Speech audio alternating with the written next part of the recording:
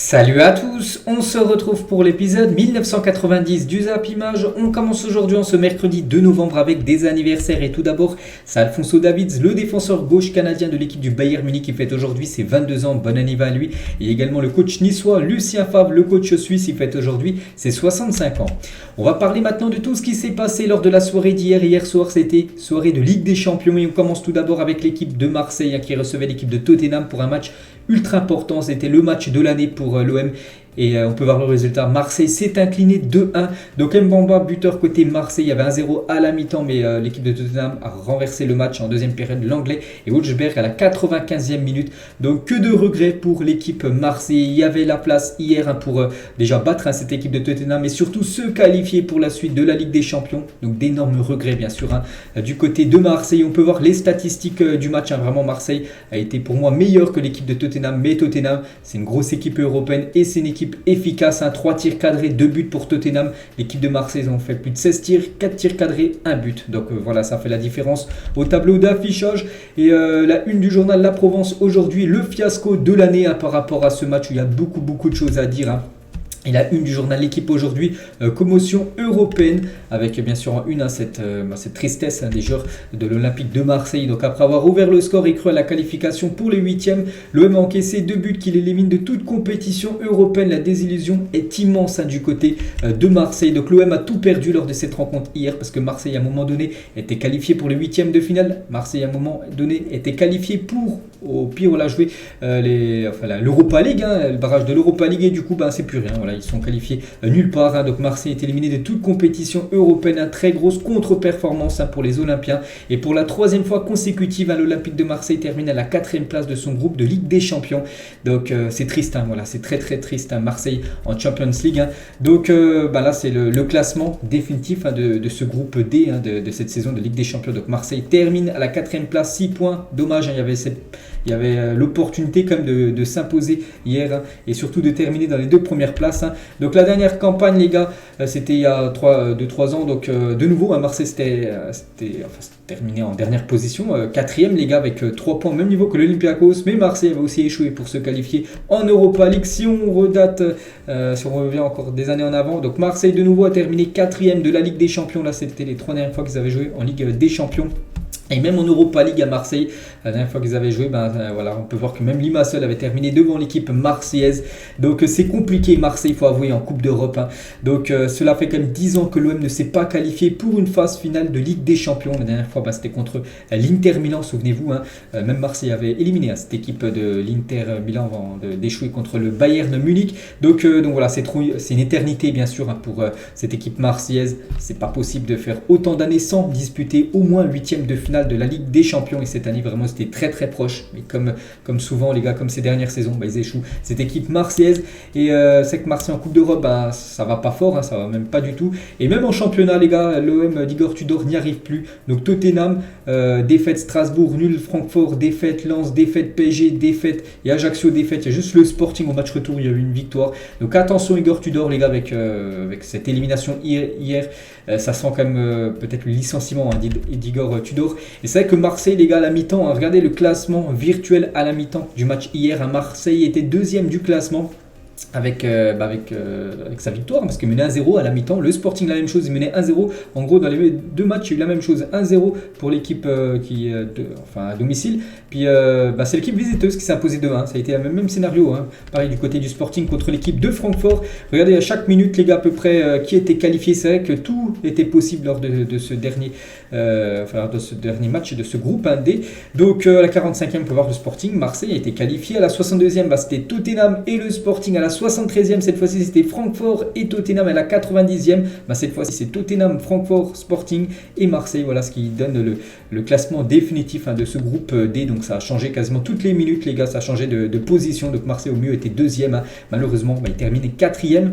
Et Tudor les gars, Igor Tudor est carrément entré sur le terrain sur la dernière action de Tottenham. Regardez les gars, c'était à la 94e minute et 18 secondes, pourtant il n'y avait que plus 4 de temps additionnel. Et du coup c'était la dernière action, il allait siffler à l'arbitre. Et sur cette action, les gars, Marseille a tout perdu. Ils ont même perdu la qualification à l'Europa League. Parce que là, à ce moment donné, là, ils allaient jouer à l'Europa League. Parce que dans l'autre match, c'était fini. Marseille était troisième. Donc voilà, c'était encore de la Coupe d'Europe pour Marseille. Donc Igor Tudor criait sur ces genres. Voilà, il faut revenir en arrière. On est quand même en Coupe d'Europe, en Europa League, malgré que ça ne soit pas la Ligue des Champions. Et du coup, il a dit, donc mes joueurs ne m'entendaient pas avec le public. Il y avait trop de bruit. Je leur ai demandé de rester au milieu pour sécuriser la qualification en Ligue Europa, de ne pas trop se projeter. C'est triste. Donc en gros, toute l'équipe poussait pour essayer de marquer ce but parce que les joueurs marseillais pensaient qu'ils étaient quatrième, du coup éliminés. Voilà, aucune compétition. Et du coup, regardez, ça faisait un 3 contre 1. On peut voir les 3 joueurs de Tottenham contre le défenseur marseillais, je crois, Mbamba. Et du coup, ça fait but, les gars. Ça fait but sur cette action en toute fin de match. Et Chancel Mbamba, il a dit sur le terrain, on ne savait pas qu'on était troisième, mais sur le banc, les gens savaient. C'est un manque de communication. Nous, on a la rage de pousser jusqu'à la fin, mais on ne savait pas. C'est notre erreur. Oui, c'est vrai que sans doute les joueurs marseillais ne savaient pas, parce que je pense qu'ils auraient su qu'il y avait quand même cette qualification pour l'Europa League. Je pense pas qu'il y aurait eu. Ils seraient tous montés. Vraiment, ils seraient tous montés en fin de match pour essayer de marquer ce but. Donc voilà, il y a une mauvaise communication et dommage. Ça fait. Marseille en fait les frais, tout simplement. Et Amin Harit, il a dit, on n'a pas eu l'info qu'à ce moment-là du match, on était en Europa League. Vous dire que je ne suis pas dégoûté que cette information ne soit pas remontée sur le terrain, ce serait vous mentir. Voilà ce qu'il a pu dire en conférence de presse, Amin Harit. Et sur le Twitter BeFootball, donc supporter Marseille, quel est le problème? Tout simplement, il y a plus de 32 000 votes, soit Igor Tudor, soit les joueurs. Donc moi, j'y suis allé de mon vote. J'ai mis quand même c'est les joueurs, malgré qu'Igor Tudor a quand même sa part quand même par rapport à l'élimination. C'est quand même les joueurs qui sont sur la pelouse. Ils n'ont pas été assez performants. Ils ont eu beaucoup d'occasions, ils n'ont pas réussi à la mettre au fond. On pense à la tête de Kolasinac, qu'on va parler de tout de suite, les gars. Oui, c'est passé à côté, on a l'impression que le ballon est dans les buts, mais non, les gars, il est tout seul. Kolasinac, il a réussi à la mettre à côté. Là, c'était le but du 2-1, le but de la qualification en 8e. Comment il a pu mettre cette tête à côté? Incroyable. Regardez Igor Tudor, les gars, après le raté de Kolasinac, il était tout simplement choqué. Et lui, les gars, donc lui, il a été buteur de la tête. C'est Chancel Mbamba en première période, en fin de première période. C'était le temps additionnel de la première mi-temps. Et cette joie communicative de Chancel Mbamba, superbe, bien sûr, superbe but. Regardez comment il est monté très très haut. Donc je sais pas, il monte à plus de combien de centimètres en haut, mais vraiment la détente à la Cristiano Ronaldo, on va dire. Et avec 2 buts et une passe D, Mbamba est le défenseur le plus prolifique en Ligue des Champions cette saison. Personne ne fait mieux à son poste. Donc voilà, c'est le défenseur avec les meilleures stats. Mbamba, félicitations à lui. Il n'y a que Basile Boli 4 et Gabi Heinze 3 qui ont marqué plus de buts que Chancel Mbamba, donc 2 avec l'OM en Ligue des Champions parmi les défenseurs. N'oubliez pas que lui, c'est seulement sa première saison du côté de Marseille en Champions League.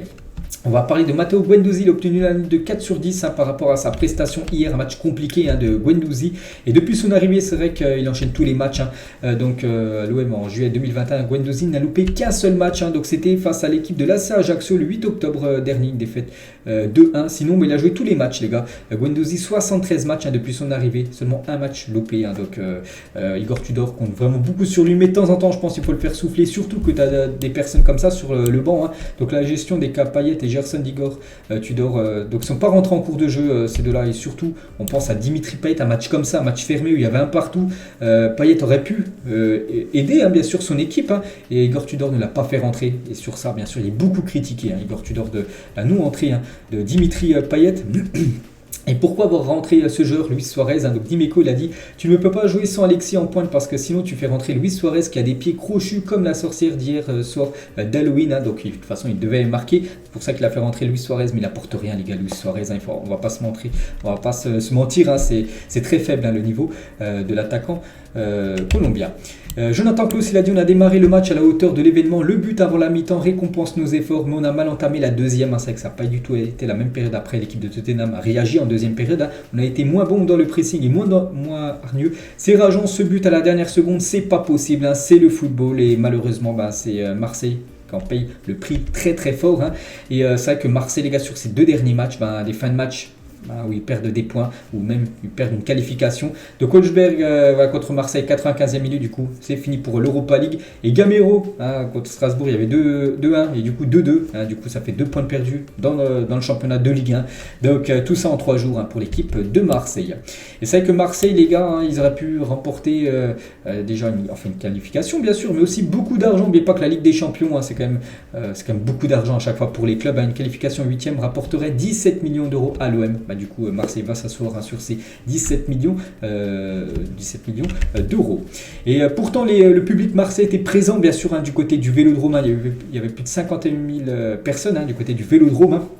À part, bien sûr, on sait que la tribune derrière les buts était fermée à huis clos.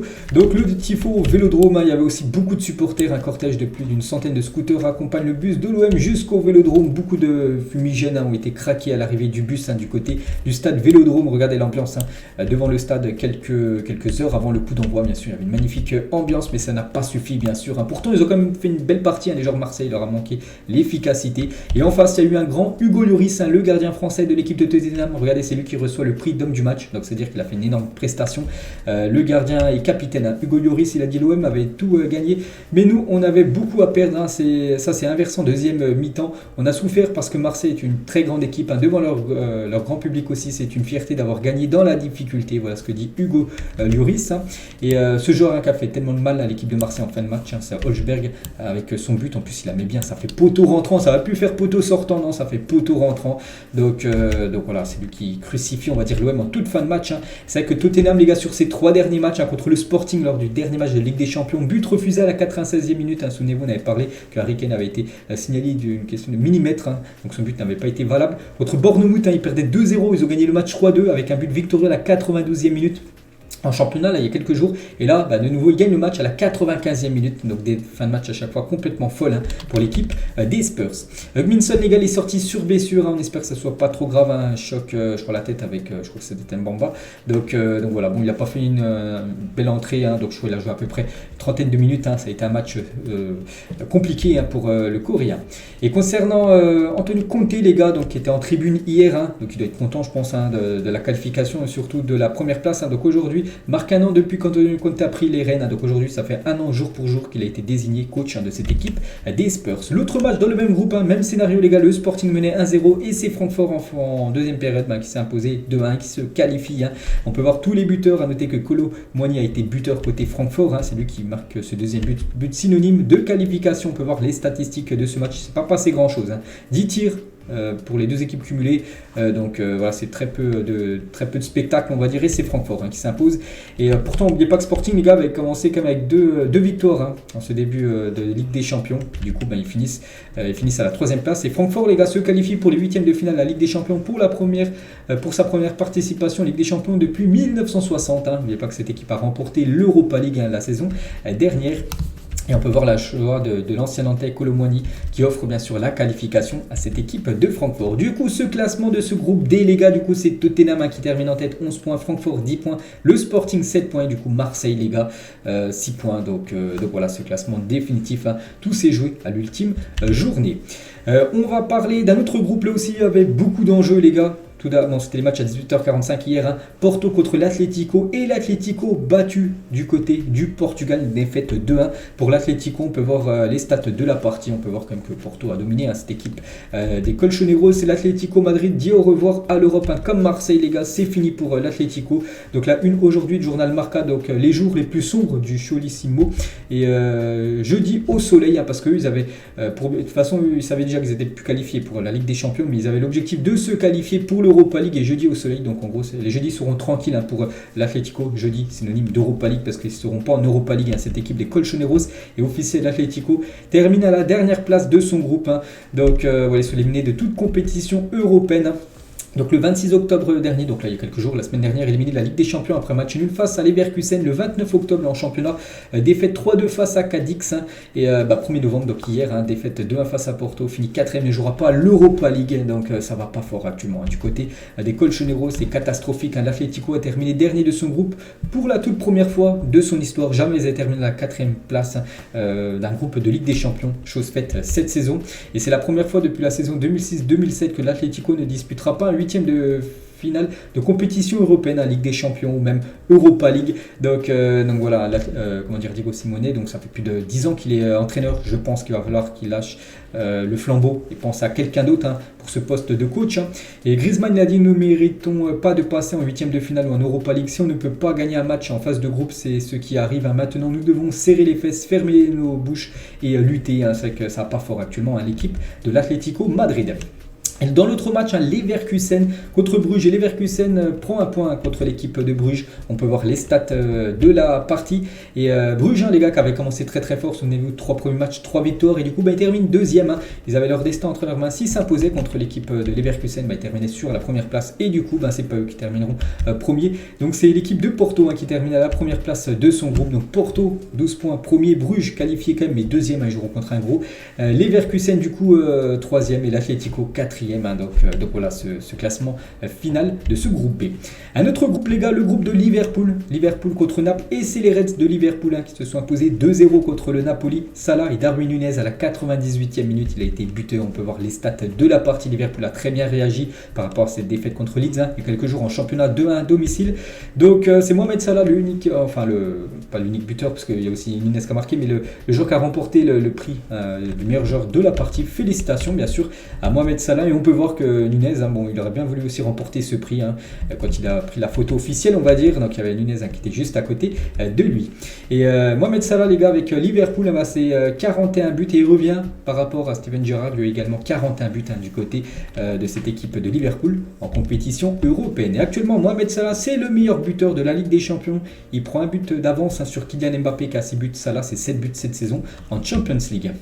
Et Jürgen Klopp, les gars, hier il a dirigé son 400e match avec l'équipe de Liverpool et ça s'est clôturé avec une victoire, malgré on sait que actuellement c'est compliqué la situation, surtout en championnat. On sait que Liverpool, je crois, est à la 8e position et c'est pas possible pour un club comme Liverpool. Et concernant Naples, les gars, donc Naples a perdu un match pour la première fois cette saison. N'oubliez pas que toujours invaincu, resté sur 13 matchs, les 13 derniers matchs, 13 victoires, aucun nul, aucune défaite. Donc là, fin de série, on va dire. Mais ils sont toujours premiers de Serie A et aussi du groupe A de Ligue des Champions. Il termine en première position parce que c'est par rapport à la confrontation directe au match aller, ils ont gagné 4-1, puis là il y a eu 2-0, donc il y a eu plus 2 contre plus 3 en but de différence, donc c'est bien Naples qui termine premier de ce groupe. L'autre match dans le même groupe, c'était entre les Glasgow et l'Ajax, et c'est l'Ajax qui s'est imposé 3-1 du côté des Glasgow Rangers. On peut voir les statistiques de la partie, l'Ajax mérite sa victoire et 4 buts en 6 matchs de Ligue des Champions pour Mohamed Kudus avec l'Ajax, pas mal quand même, 4 buts inscrits pour ce joueur en Ligue des Champions. Bon, ça sera les seuls 4 parce que voilà, c'est fini la Ligue des Champions pour l'Ajax, ça sera maintenant l'Europa League. Donc il a reçu le prix d'homme du match, félicitations à cet attaquant ghanéen. Et concernant les Glasgow Rangers, les gars, donc c'est la pire campagne de Ligue des Champions d'une histoire d'une équipe.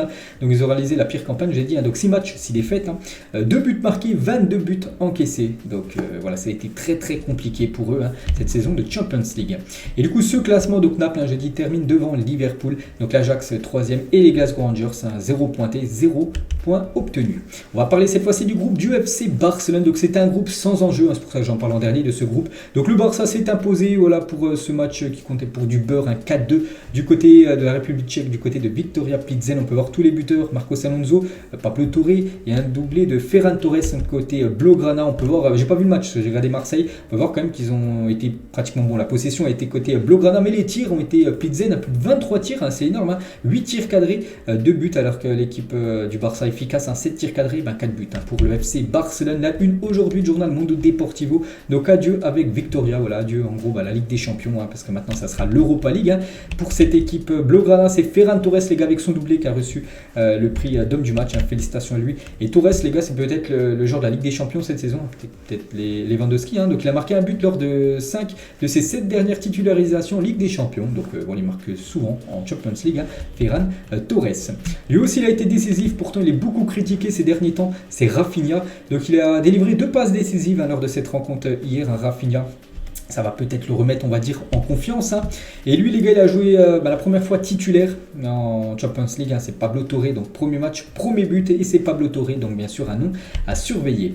Et Xavi l'a dit, donc le bilan général est négatif. Maintenant, la Ligue Europa reste avec de bonnes équipes. Nous allons nous battre pour la gagner, pour concourir jusqu'au bout. Donc voilà, c'est l'objectif du Barça. Donc l'objectif, on sait, la Liga qui est l'objectif ultime. Le deuxième objectif sera de remporter cette Europa League. Et c'est vrai que le Barça est comme le favori. Donc il y a quand même des grosses équipes. Mais pour moi, le Barça est au-dessus des autres. Après, il faut voir bien sûr ce que ça va donner, parce que la saison dernière, il était aussi au-dessus des autres sur le papier. Puis Francfort les éliminés en quart de finale. Et concernant Xavi, les gars, donc c'est bien hier victoire, mais on parle peut-être d'un remplaçant de Xavi, les gars. regardez Sky Sport News, hein, un site britannique très bien renseigné sur les infos de foot, et ça parle de Mikel Arteta, le coach de Arsenal, et le Barça suit très très près Mikel Arteta. Donc Arteta est une option envisagée par le FC Barcelone pour l'avenir, tout simplement. Voilà, si Xavi venait à enchaîner, on va dire, des contre-encore performances, donc ça pourrait être Arteta, le futur coach du FC Barcelone. Donc attention à Xavi. L'autre match dans le même groupe, c'était entre le Bayern et l'Inter Milan, et le Bayern, comme au match aller, victoire 2-0 à l'aller, victoire 2-0 match retour. Pavard et Choupo-Moting, les deux buteurs de cette rencontre. On peut voir, voilà, que le Bayern, comme d'habitude, a dominé son adversaire. Plus de 22 tirs, 8 tirs cadrés, 2 buts. C'est quand même la grande équipe favorite avec City pour remporter cette Champions League. Et le Bayern l'a fait, je l'avais dit, que s'ils gagnaient, c'était un record pour eux. Et le Bayern en phase de poule de Ligue des Champions, cette saison, 6 matchs, 6 victoires. La saison dernière, 6 matchs, 6 victoires. Et c'est jamais arrivé. La première équipe de l'histoire à gagner tous ces matchs de poule 2 saisons de suite en Ligue des Champions. On va féliciter bien sûr le rouleau compresseur allemand. En plus, était dans un gros groupe avec comme l'Inter et le Barça. Ils terminent avec que des victoires. Donc voilà, ils sont au-dessus des autres. Le Bayern de Munich. Et c'est quand même la 3e fois que ça leur arrive sur les 4 dernières saisons. Donc voilà, le Bayern a franchi la phase de groupe de la Ligue des Champions avec un record parfait pour la 3e fois au cours des 4 dernières saisons, 2019-2020, 2021-2022 et 2022-2023. Donc voilà. Et toutes les équipes qui ont réalisé cet exploit, les gars, en tout, il y en a 4, 8, 9, 10, 11. Donc il y en a 11 et 3 fois le Bayern, j'ai dit. Il y a eu le Real en 2011-2012, 2014-2015. Il y a eu même le PSG en 94-95 qui avait également remporté 6 matchs. 6 matchs de poule, 6 victoires. Donc voilà, félicitations quand même au Bayern Munich, 2 fois d'affilée. C'est quand même incroyable. Eric Maxime Choupo-Moting, l'ancien parisien, il a été élu homme du match. On a l'impression que c'est le nouveau Lewandowski du côté du FC, du Bayern Munich. Donc Choupo-Moting, les gars, dans une forme exceptionnelle. 7 buts pour lui au cours de ses 6 derniers matchs. Donc voilà, les 6 derniers matchs qu'il a joué, il a marqué au moins un but, comme j'ai dit, ça me fait rappeler du Robert Lewandowski, même un doublé contre l'équipe de Augsbourg. On peut même ajouter aussi 3 passes décisives lors de cette série de buts pour lui. Donc félicitations, lui remporte prix d'homme du match, surpris d'homme du match. Choupo-Moting. On va parler cette fois-ci de l'autre buteur, Benjamin Pavard, buteur lors de ses 2 derniers matchs de Ligue des Champions contre l'Inter hier et aussi contre le Barça. Souvenez-vous, le 3e but en toute fin de match du côté du Camp Nou, c'était il y a quelques jours. C'est lui qui avait inscrit ce but en fin de match. Donc 2 derniers matchs et 2 buts en plus contre le Barça et contre l'Inter Milan. Et le dab de Benjamin Pavard en célébration. Donc voilà, le dab, on se souvient que c'était Paul Pogba qui avait fait ça il y a pas mal d'années. Je crois que c'était le monde il y a 4-5 ans, quasiment la Coupe du Monde. Et du coup, Pavard a fait cette célébration. Donc il a rendu hommage à Takeoff, rappeur US décédé la nuit dernière. Je ne sais pas si vous avez vu dans les infos, donc c'est pour ça en gros qu'il a fait le dab, Benjamin Pavard. Il a dit, certains disent que je boudais, je boude pas, je suis un compétiteur, on a des matchs tous les 3 jours, c'est normal que tout le monde joue, il reste 3 matchs à jouer, puis on regardera la liste. La Coupe du Monde, c'est dans un coin de ma tête bien sûr, il a pour objectif de disputer cette Coupe du Monde, et je pense en plus lui marque des points, surtout avant la liste de Deschamps, vu qu'il est buteur, Benjamin Pavard. Donc je pense quand même que Deschamps l'appellera bien sûr, il sera dans la liste qui sera dévoilée, n'oubliez pas, dans une semaine jour pour jour, le mercredi prochain à 21h, enfin 20h plutôt, heure française sur TF1. On connaîtra bien sûr les 26 joueurs français pour disputer cette Coupe du Monde. Et pour finir, avec Pavard, les gars, juste une info, rien à voir avec le match hier. Donc il a été arrêté par la police il y a environ 6 semaines en état d'ébriété au volant de son véhicule, indique Foot Mercato. Le français s'est fait confisquer son permis et s'est vu infliger une amende par le Bayern Munich. Donc voilà, il a roulé en gros bourré, mais il ne devait pas bien sûr. Donc actuellement il n'a plus de permis, il est confisqué. Donc une petite info concernant Benjamin Pavard. On va parler toujours de ce groupe C, donc du coup ça bouge pas, 18 points pour le Bayern, l'Inter 2e, le Barça 7 points, Victoria Pilsen, ça a été compliqué, on le savait, 0 points pour eux. Du coup tous les résultats de cette soirée hier soir de Champions League, donc j'ai parlé de toutes les rencontres, bien sûr, le classement des meilleurs buteurs, donc Salah premier, Mbappé deuxième. Mbappé peut revenir sur ça là vu que Mbappé va jouer ce soir. Taremi aussi, Haaland ou même Lewandowski avec 5 buts. Une petite info aussi concernant les joueurs les plus rapides les gars sur ces matchs de Ligue des Champions depuis le début de la saison, c'est Mudryk les gars et Dembélé, les deux sont ex aequo avec 36,6 km à l'heure. Ils ont été flashés, voilà, c'est des stats officielles. Léao aussi ça va très très vite, 36,5 km à l'heure. On peut voir même le joueur marseillais Nuno Tavares, 36,2 km à l'heure. Il a été flashé lors d'un match de Champions League cette saison. Et du coup on connaît pas mal d'équipes qualifiées. Donc voilà, toutes les équipes officiellement qualifiées. Bien sûr, il ne reste plus que 2 places Voilà, c'est pour ce soir, bien sûr.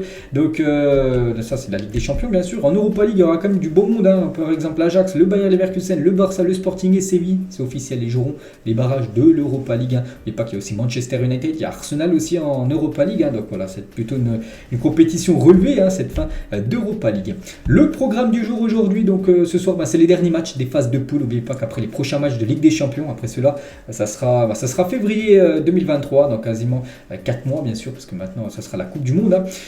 Du coup, ce soir à 18h45, le Real Madrid contre les Celtic Glasgow. Il y a un Chelsea Dynamo Zagreb, il y a un Manchester City Séville, il y a ce Juventus Paris Saint-Germain qu'on va parler tout de suite. Un saut en hauteur en une du journal L'équipe aujourd'hui, version PSG.